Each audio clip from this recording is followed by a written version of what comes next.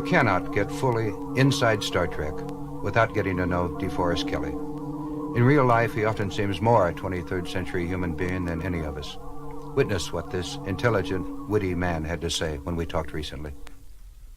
Well, yes, of course that happens. DeForrest Kelley and Dr. McCoy are part of each other. It's impossible for me to give a character that much of my emotion, identify with him that strongly, for that length of time, without fiction and reality beginning to meld somewhat. Then you're saying, Dee, that if you played Jack the Ripper, he'd be part DeForrest Kelley, and Kelley would be affected by what the killer was? Certainly. If I played him as an actor should, that is, feeling his needs, thinking his thoughts. You see, everyone play acts a little bit, Gene. Children most of all, because it's a valuable aid in choosing what kind of person you want to be or what kind of person you don't want to be. And naturally, since I don't want to be Jack the Ripper, it's easy for me to disengage after that rolls over. But now that when you start talking about Dr. McCoy, you're beginning to talk about a completely different case. He has some human qualities that are really worth emulating. How far does that emulating him go, Dee? You mean, do I ever think I am Dr. McCoy? Yeah. Well, of course not. An amazing number of people relate to you that way, don't they? Yes, that's true. Do they ask for medical advice ever? Oh, no, Gene. Now, you know our fans are brighter than that. They know I'm not really McCoy. But something about our show seemed to give, I don't know. I guess hope is the best word.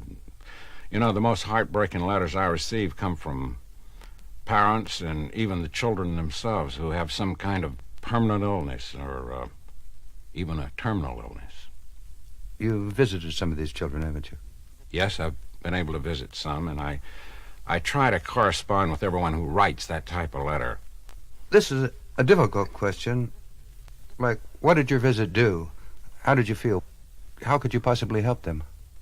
Well, the answer is still hope. Not necessarily that I brought any hope they'd get well, you understand. The hope seems to be, I guess, in imagination and dreams. But those particular dreams won't come true for those children. Well, maybe kids are smarter than us. They think dreams do come true. You see, if we can imagine better ways, a happier life, a better world, then somehow, if you can believe it will happen, it will happen. And we're all going to be a part of it someday, Gene. I'm beginning to sound like the ship's chaplain. We'd better get back to some medicine. I've noticed that you do share McCoy's interest in medicine. Well, after all, I spent 3 years of my life not really portraying, being a doctor, making myself think as a physician thinks, feeling a physician's responsibilities, his values, his needs. If you do that, how can you not begin examining medicine today and thinking about what it will become in the Star Trek century? Okay. Medicine today. What do you think of it? It's too expensive. Come on, Dee. That's a pretty safe generality. Is it? Look, when millions of inhabitants on any planet can't afford medical care, then it's obviously too damned expensive. Now, if you want to ask what I think of medical care that is available... I've noticed you do seem to be critical of medicine today. Well, like anything else, Gene, medicine reflects the society it's part of, just as our 20th century has tried to find happiness outside ourselves in material things. I think our medicine today has too often tried to find its answers outside the human body.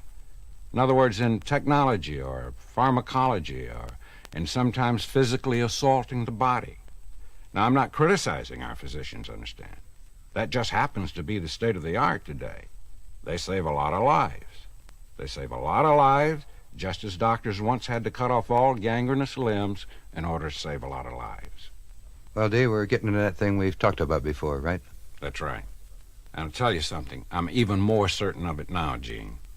And look, when Star Trek is made again, we've just got to have some scenes of medicine the way it's going to be. You see, I see the physician as less a mechanic or a chemist, but more a teacher.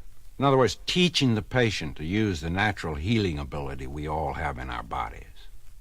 And our natural healing ability is incredible, absolutely incredible. Most top doctors today will admit that we're on the edge of just such a medical revolution. We can no longer ignore the mounting evidence that infection and disease have much to do with the state of our conscious and our subconscious mind. Yeah, I can agree with that. I remember on stage we used to say we're all too busy to catch a cold, and none of us ever did. And you know, a surprising number of people have cured themselves of diseases ranging from everything from athlete's foot to cancer, and some were never even aware they were healing themselves.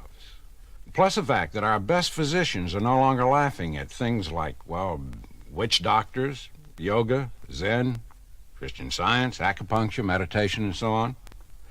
Our bodies are incredibly sophisticated and capable machines, and it's time that we begin respecting those bodies for what they are and begin learning what they can do.